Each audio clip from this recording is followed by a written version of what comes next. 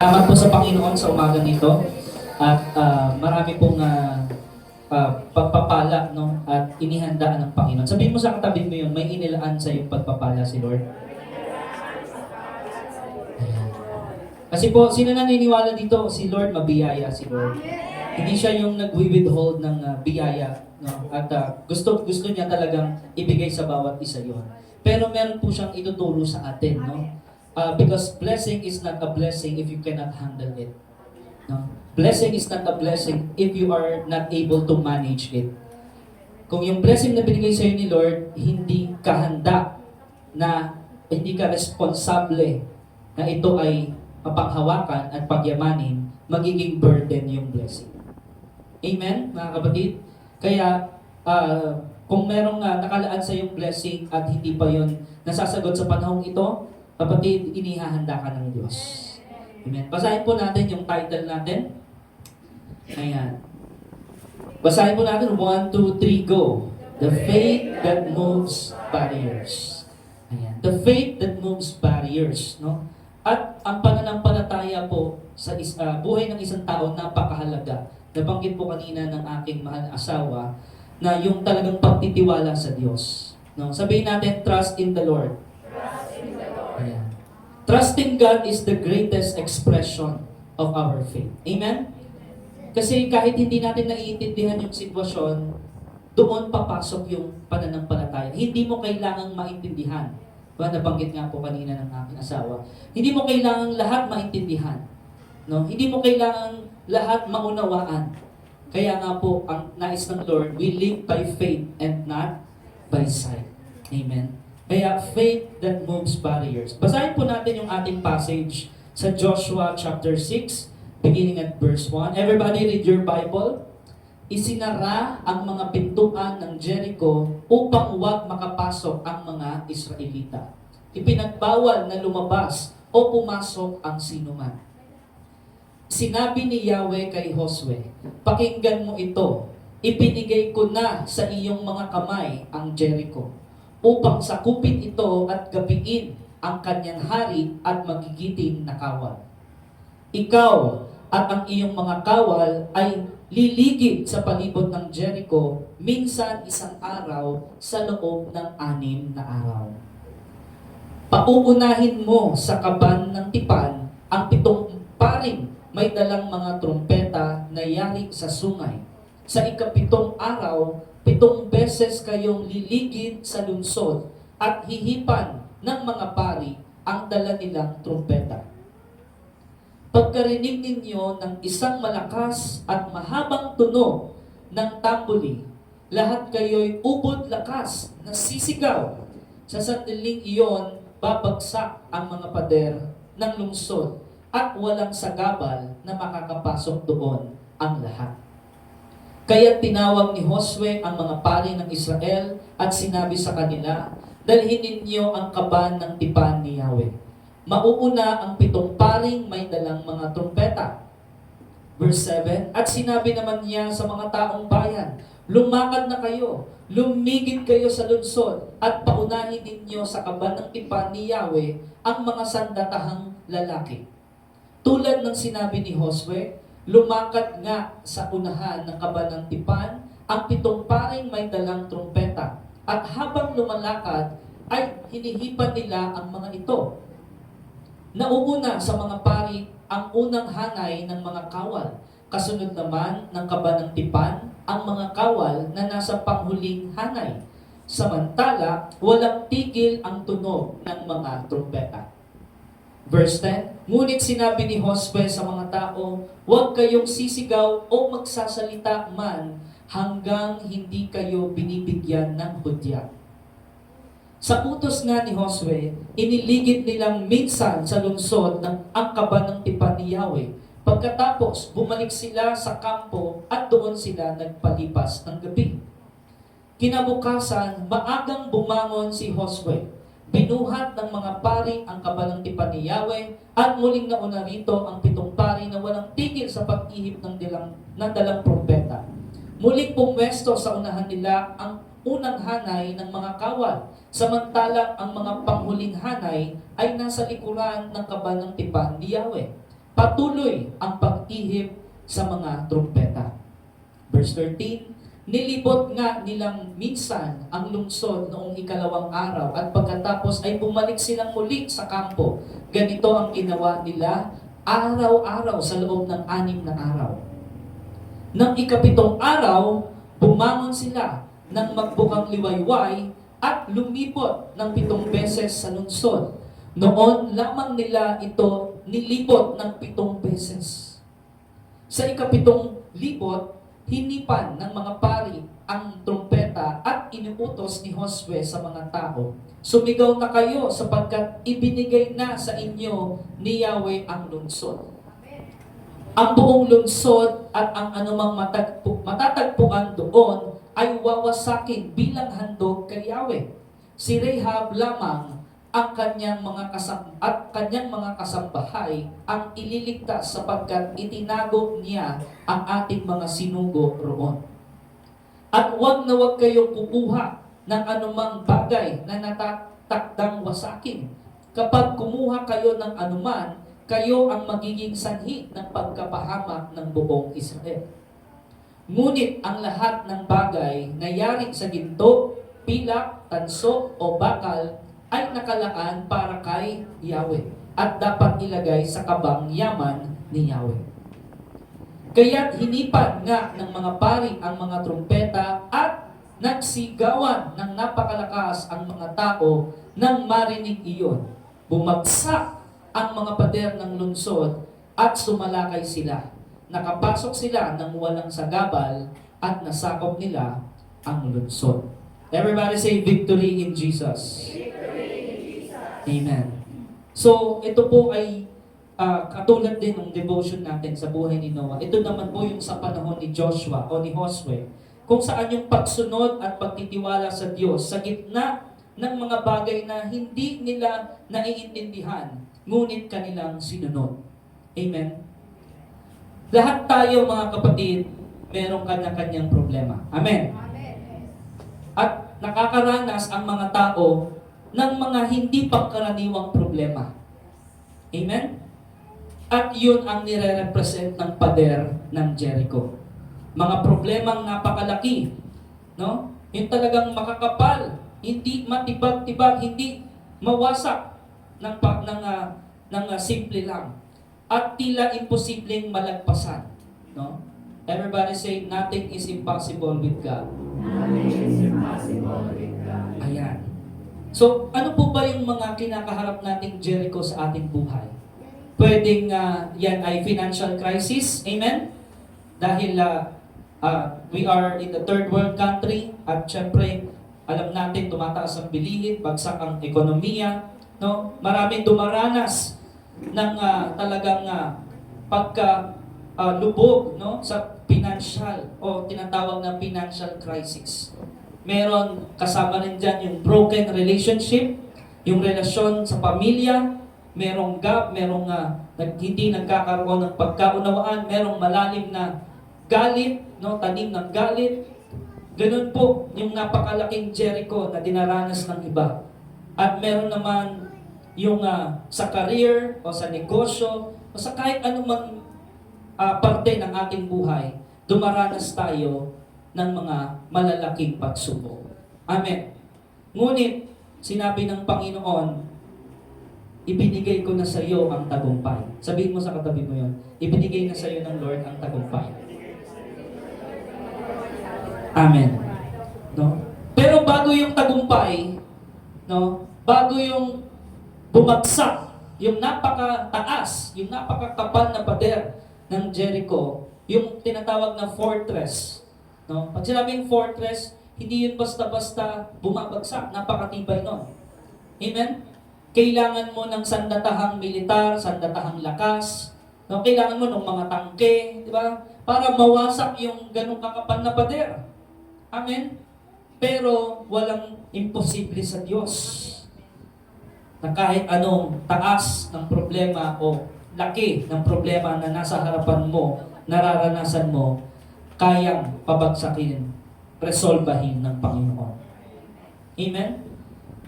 Kung titingnan natin, logically speaking, mga kapatid, imposible it is impossible na mawasak ng mga Israelita yun. Wala naman silang talagang gamit na pandigma eh. Amen? Wala silang ganun. Na katulad ng ibang mga kalaban nila na talaga kompleto yung armas.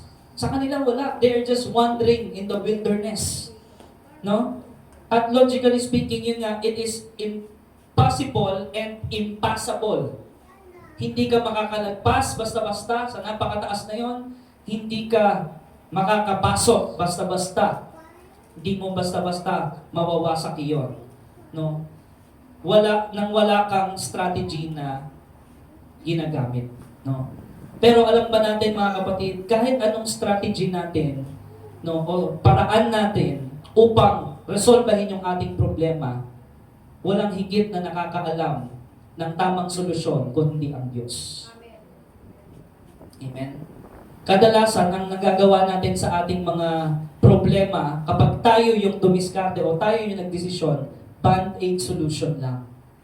No? Kaya napakahalaga nung salita ng Diyos, yung instruction ng Diyos, yung direksyon ng Panginoon upang tuluyang mawala yung napakalaki at napakakapal na problema na katulad ng Jericho.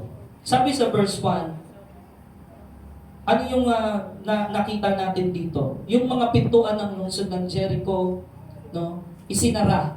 Ibig sabihin, maraming nakasarang pintuan or lahat nakasarang pintuan. No, sino dito yung naranasan niya na tila ba walang nakabukas na pagkakataon o opportunity? Amen? Nag-try ka na. Amen?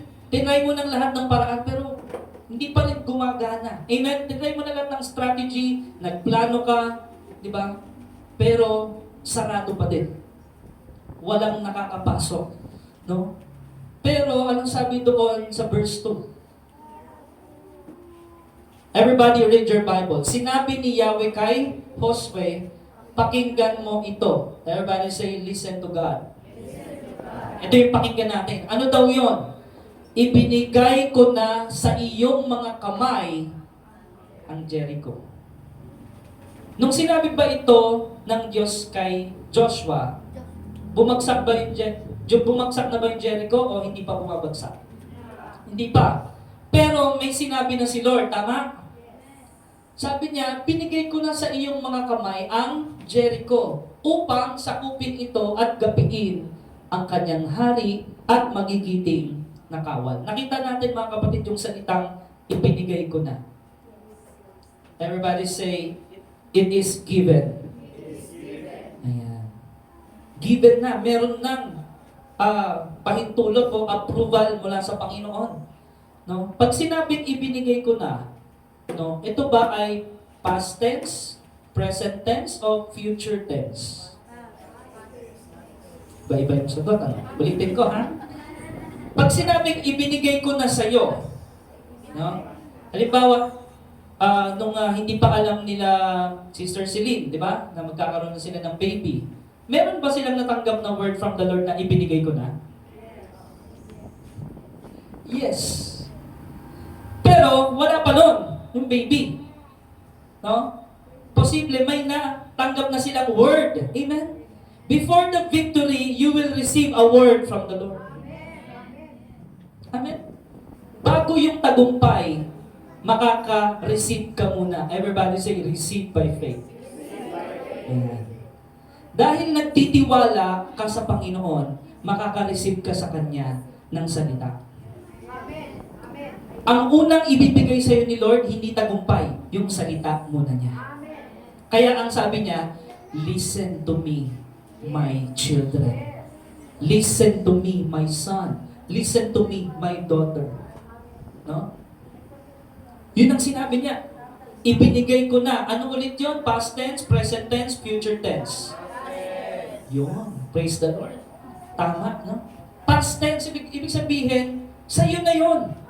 Naibigay na yun. Hindi sinabing ibibigay ko sa'yo. Hindi, pag sinabing ibibigay ko sa'yo, future tense yun.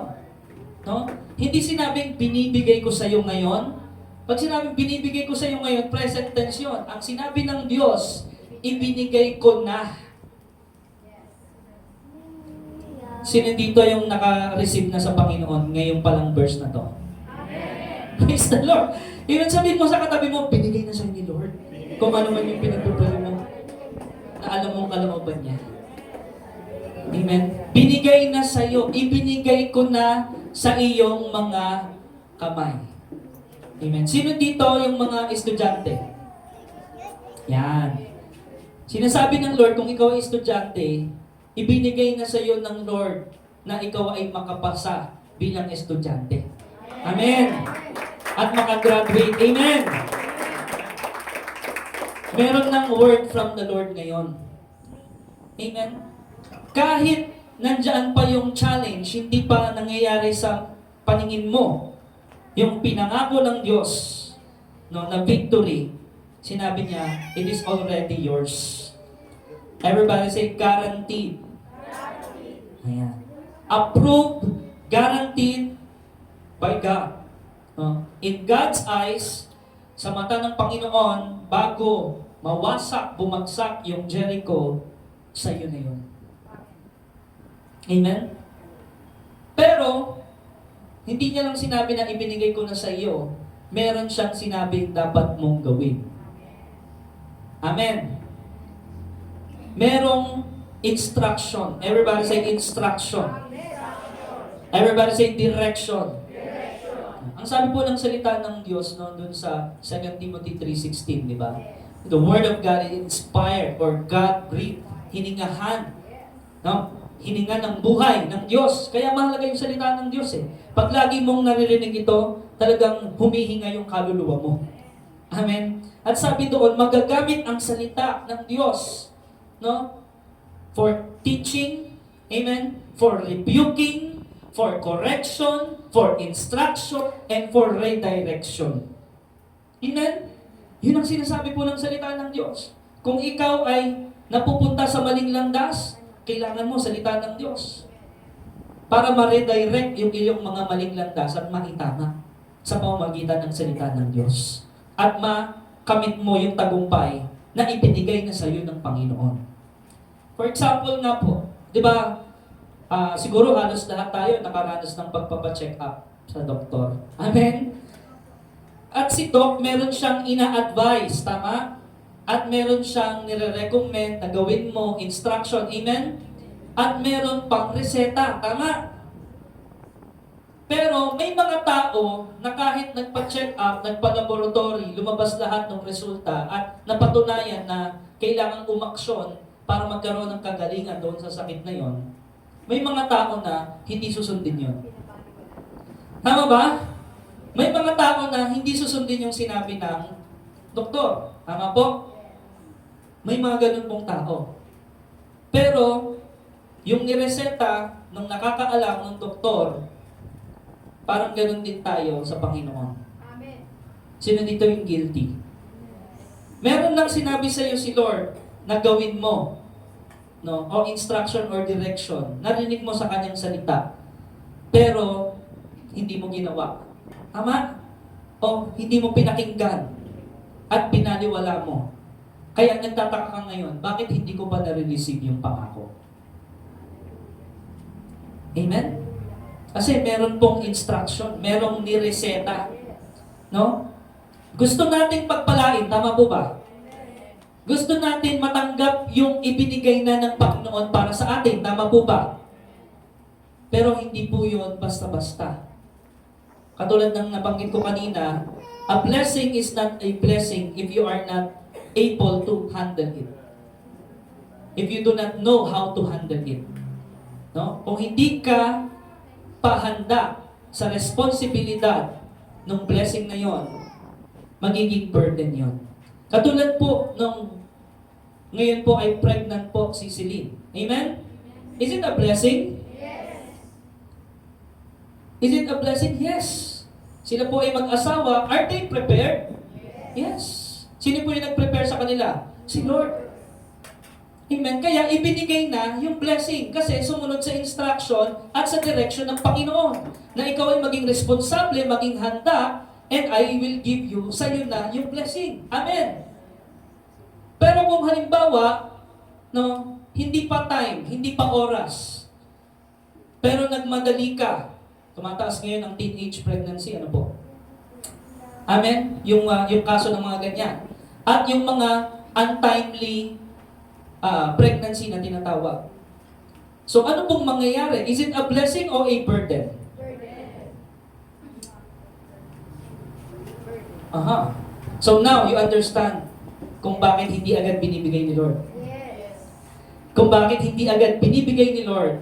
Pero, meron kang free will kung susundin mo ba yung timing ni Lord o hindi. Meron tayong lahat nun, mga tao. No?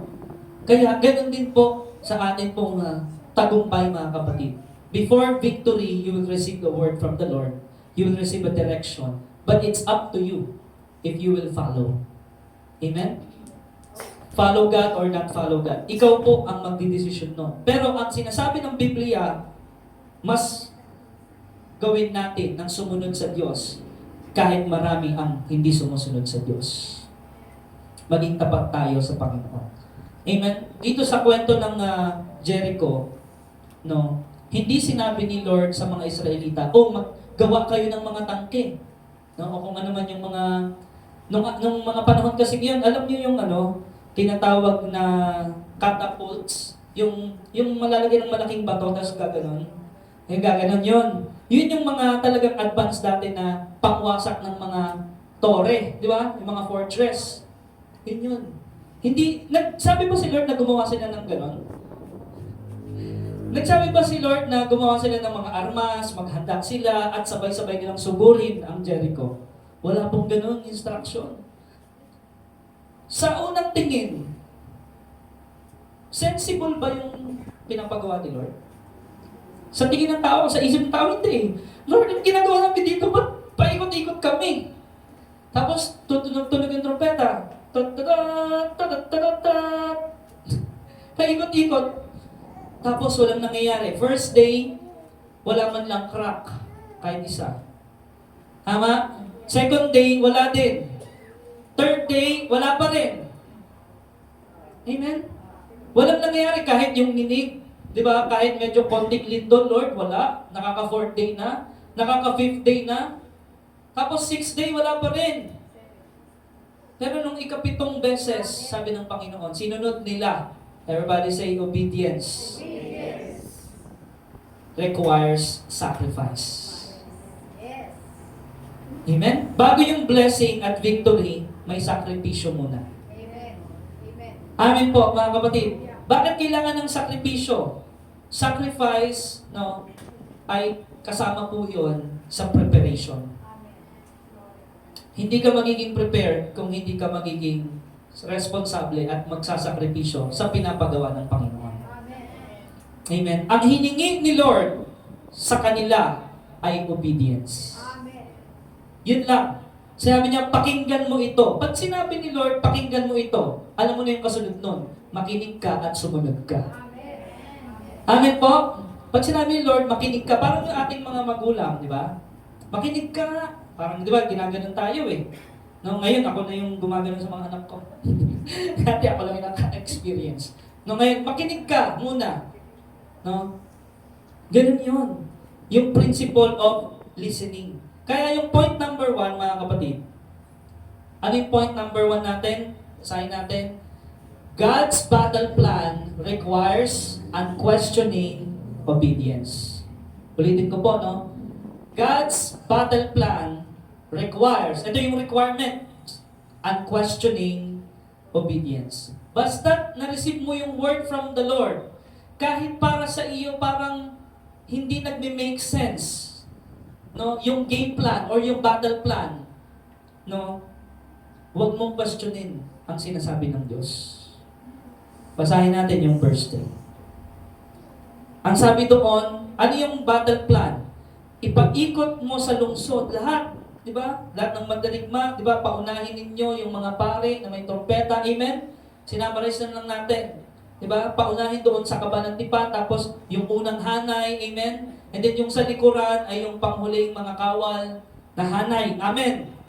7 ulit ninyong iikot, diba? Sabi doon, sa 7 araw, 7 beses kayong iikot sa lungsod. No? At sabi doon sa verse 5, Pagkarinig ninyo ng isang malakas at mahabang tunog, ibig sabihin may signal. Everybody say, sign. Sino dito yung sinasabi kay Lord, Lord, bigyan mo naman ako ng sign.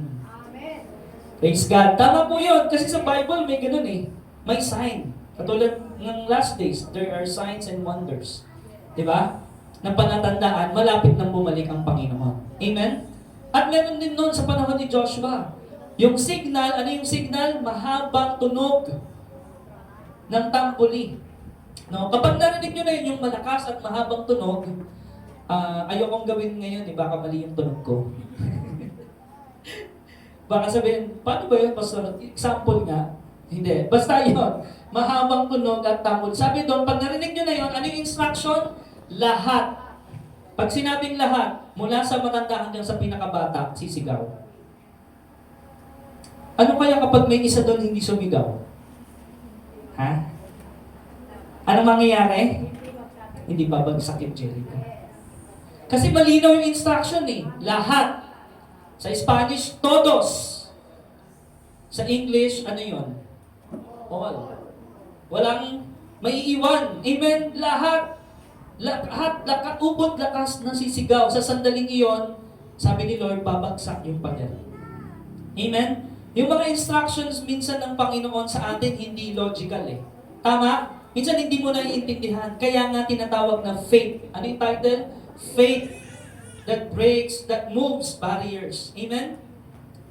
Yun yung faith na kahit hindi mo naiintindihan, basta sumunod ka sa Lord. Amen? Huwag sa standard ng mundo. Imagine, paikot-ikot sila doon, di ba? Siguro yung mga nandoong kawal dun sa taas ng tore, pinagtatawanan sila. Ano kayang ginagawa nila? Are they crazy? No? Kasi ikot-ikot lang sila, hindi naman sila lumalaban sa amin. Wala silang mga sandata. No? Sabihin natin, trust God's process. Meron po kasing proseso eh. Meron kasing pinapagawa si Lord na proseso sa atin, no? At makikita natin mga kapatid, sa prosesong iyon, hindi nila naiintindihan pero sumunod sila. Amen. Minsan, hindi mo naiintindihan, bakit kailangan, Pastor, mag-prayer and fasting? Eh, alam naman ng Lord yung laman ng puso ko. Ama? Bakit pa kailangan nating mag-pray? Eh, di ba si Lord omniscient? Alam niya lahat? Oh. Okay naman, valid naman yung question mo. Pero alam mo kung bakit nais ni Lord tayo ay laging manalangin at magpasalamat sa Kanya? It shows our relationship to Him. No? Ano yung sabi ng Panginoon, paano manalangin? Ama namin na nasa langit. Bakit ka tumatawag na Ama? Kasi ikaw ay anak. It shows your relationship with the Lord. Hallowed be your name. Sabi, sambahin ang pangalan mo. Meron kayong relationship ng Panginoon. And nagtitiwala ka sa Kanya. Amen po, mga kapatid. Kahit hindi logical para sa iyo yung pinapagawa ni Lord. At mababasa natin sa verse 10, meron pang sinabi si Lord. No? Yan, trust God's process even when it doesn't make sense to your human mind. Ano yung pinagawa ni Lord sa kanila? Bukod doon sa paikot-ikot sila. Sabi doon sa verse 10, ngunit, everybody read your Bible, ngunit, sinabi ni Josue na sa mga tao, huwag kayong sisigaw o magsasalita man hanggang hindi ko kayo bibigyan ng hudyat. So sa 7 days, walang magsasalita.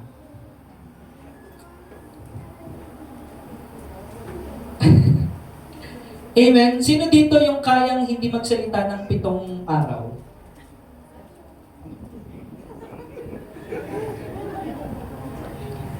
No? Pastor, mamamatay ako pag di ako nakapagtsikahan. Ganyan po ba yun? Eh kung may instruction ng Panginoon sa inyo, di ba? Silensyo.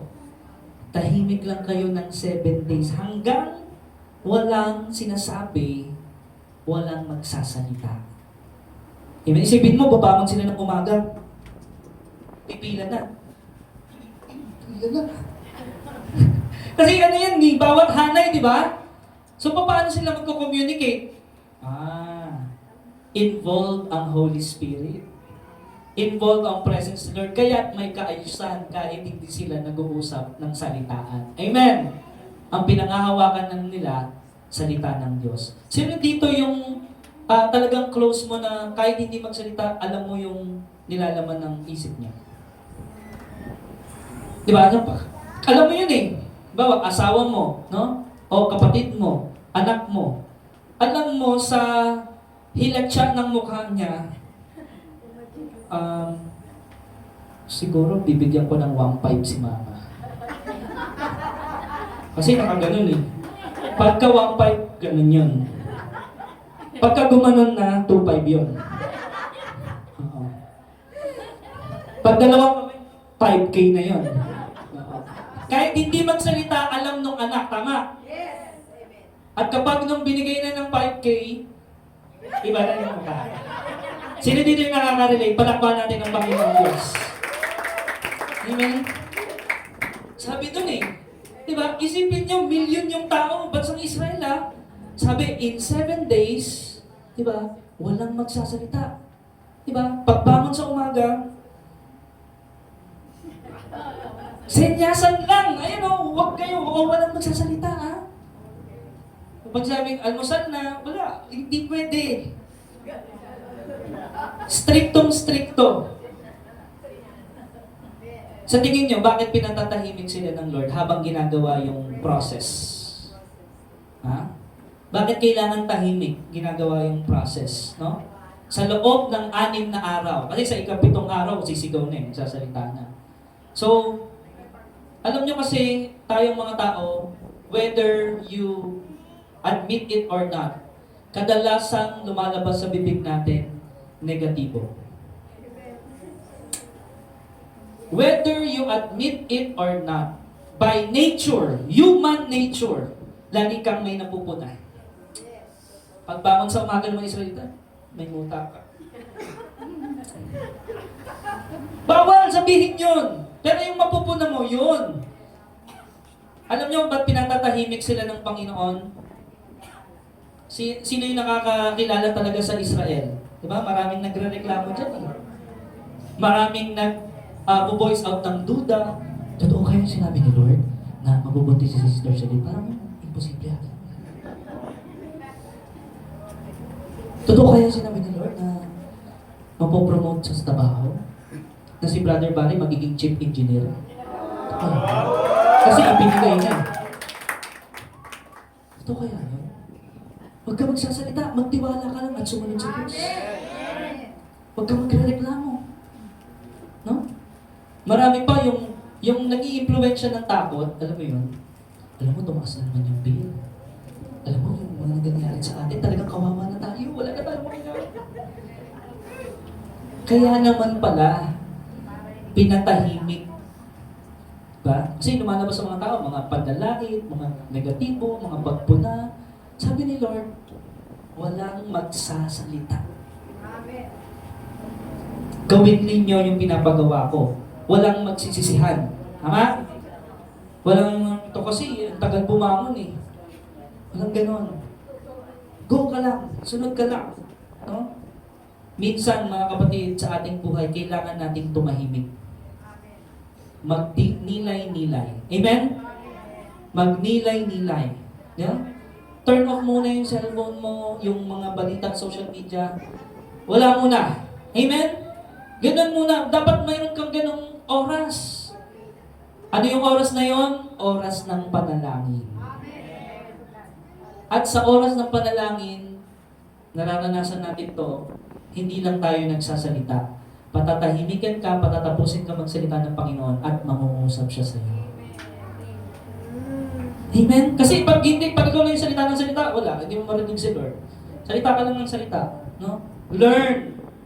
No? There is a time for everything, sabi Ecclesiastes 3:1. No? May oras na magsalita, may oras ng pananahimik. No? At kailangan walang ingay. Yung ingay ng mundo, isara mo muna yun. Yung mga maraming nagchat sa'yo, hi, kumain ka na, or what? Wala mo nang gano'n. Kamusta ka, di ba? Direkta ka sa Panginoon. Makinig ka sa Panginoon. Amen! Sino dito yung nakaka-relate? Amen? Ayon. May instruction ng Panginoon. Wala mo namang sasalita. Makinig at sumunod sa Panginoon. At ano po yung tinatawag na silent waiting? The power of silent waiting. No? And I will be still and know that you are my God. Amen. Amen? Yun po yun. Tahimik na nananalangin. Alam ng Lord yung laman ng ating puso. No? Walang reklamo, walang anumang pagdududa, walang anumang mga negatibo, kung hindi pasasalamat, papuri sa Panginoon. Yun yung tinatawag na dadaloy sa iyo yung kapangyarihan ng Diyos kapag ikaw ay nanalangin ng taimtim at talagang pagtitiwala sa Diyos. Amen. Matatapos na po tayo. Point number 3. Ayan, last na. Number 3. Ano yung point sa pinasa natin? Shout in faith before you see the victory. Ulitin natin, everybody read the point number 3. Shout in faith before you see the victory. Bago bumagsak yung Jericho, yung napakalaki, napakataas, napakakapal na Jericho na problema, meron munang pagpupuri at pagsamba sa Diyos. Amen. Amen? Dahil kung walang shout of faith, shout of victory, ibig sabihin, shout of hallelujah to the Lord. Diba? Hallelujah, it's a new day. No? Hallelujah for my wife. Hallelujah for my sister. Hallelujah for the church. Amen? Shout in faith. You give Him praise dahil karapat dapat ibigay kay Lord yung praise. Karapat dapat ibigay kay Lord yung thanksgiving. Karapat dapat ibigay kay Lord, isigaw sa Panginoon kung gaano siya kabuti at kadakila sa ating buhay. Amen? Kaya shout in faith before you see the victory. Bago yung laban, bago ka lumaban, manalangin, magpasalamat, magpuri ka muna sa Panginoon. Amen? At sigurado, magtatagumpay ka. Bumagsak lang yung pader ng Jericho pagkatapos nilang sumigaw ng may pananampalataya. Hindi sila naghintay na magkaroon muna ng lamat yung pader. Amen? Kasi nakailang ikot na, wala pa rin lamat kahit ano. Wala silang nakita na sign na babagsak. Wala. Pero tumuloy pa rin sila. No? At nung ikapitong araw na, sinunod nila yung mahabang tunog ng trompeta o tambuli, sabay-sabay na silang sisigaw. Amen? Everybody say, God is the God of order. Ayan. In order, may kaayusan. Merong pattern. Amen? May pattern na binibigay sa'yo si Lord. Instruction yun na dapat mong sundin. Kaya nga, praise God before the breakthrough. Ulitin ko. Praise the Lord before the breakthrough. Bago ka makapag-break through obstacles, there must be a praising, there must be a worship, there must be a thanksgiving to the Lord. Amen? Nangyayari ang breakthrough kapag marunong kang magpuri sa Panginoon. Amen? Kapag marunong kang magpasalamat, marunong kang kilalanin siya, sambahin siya, in spirit and in truth, kapag marunong ka talagang ibigay sa Kanya yung karampatang papuri, kapatid, breakthrough na yung kasunod nun. Ang pananampalataya ay pagpapasalamat sa Diyos in advance. Everybody say, in advance. Thanking the Lord in advance for what He has promised. May pangako si Lord sa iyo, hindi kita iiwan, hindi kita pababayaan. I will provide for you, I will heal you, I will guide you. Amen. I will help you. No? Pasalamatan mo lahat yon. Kahit hindi pa man nangyayari yung resolusyon sa problema. Amen. Ano ang sinasabi sa atin, mga kapatid, ng ating teksto o ng ating passage? Ang Jericho Wall. Ano ang Jericho Wall sa buhay mo ngayon? Ikaw ang nakakaalam niyan. What is your Jericho Wall? Is it relationship in the family? Is it financial crisis? Is it in your school? Diba? Merong Jericho dyan, merong di ba, talagang nangyayaring masama sa loob ng eskwelahan, ano yung prayer mo?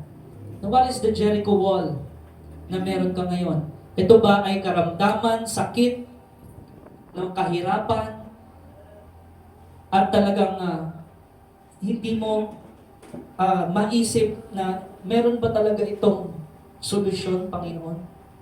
What is your Jericho wall?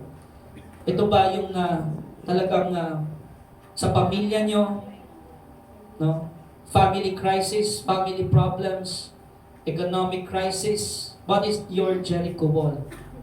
Ang sinasabi po sa atin, huwag tayong dumaan sa sarili nating paraan. Huwag nating idaan ang problema sa sarili nating paraan. No? Huwag nating resolbahin sa sarili nating diskarte. Sundin natin ang panuntunan at salita ng Diyos. Pangalawa po, yung binanggit natin, there is a power in silent waiting upon the Lord.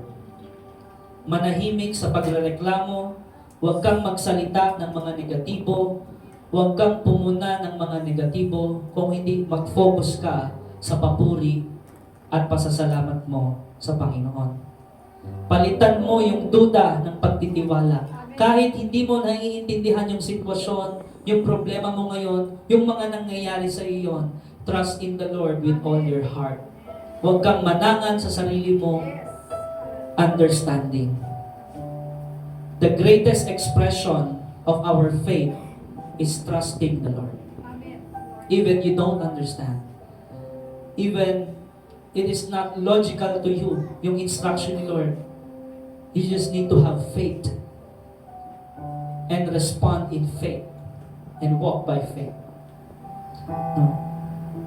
At yung sinasabi, mga kapatid, kahit bumabagyo ngayon sa buhay mo, matuto kang magpuri, sumayaw, at magpasalamat sa Diyos. Na kahit may luha sa iyong mga mata, nakukuha mo pa rin magpuri at ibuka ang iyong mga bibig na merong pagtitiwala sa Diyos. Amen. Give God praise.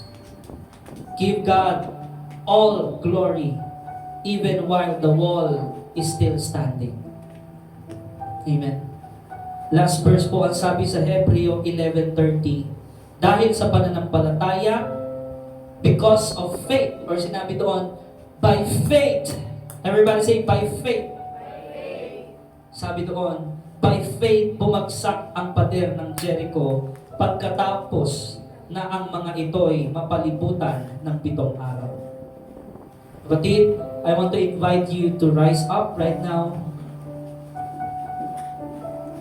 And we will give God all the glory. Lahat ng burdens, lahat ng kabigatan sa puso mo, ipagkatiwala mo sa Panginoon. Nang sa gayon, walang maging hadlang sa papuri mo sa Kanya.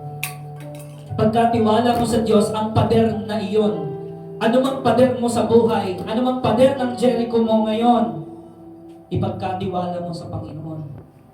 Because He is above all things. He is in charge. He is almighty. He is in control. Have faith.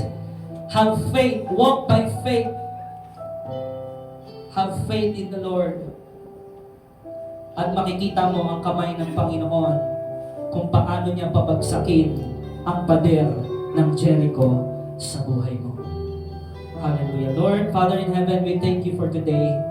We thank you, Lord, for your revelation. We thank you, Lord, na itong inihayag mo sa amin kung saan, Panginoon, kami ay natututong magtiwala. Dahil, Lord, meron ka nang ibinigay sa bawat isa. Meron kang pangako sa bawat isa na ang nais mo, Panginoon, magkaroon kami ng pagtitiwala at pananampalataya sa iyo upang ito'y aming makamtan, upang ito'y aming mapanghawakan, at upang ito, Lord, yung pinangako mo ay aming mapagyaman at maging pagpapala rin sa iba. Salamat po, Panginoon, sa grasya mo na patuloy naming nararanasan. Salamat po, Panginoon. Hallelujah. Everybody say His holy. Your name, Jesus.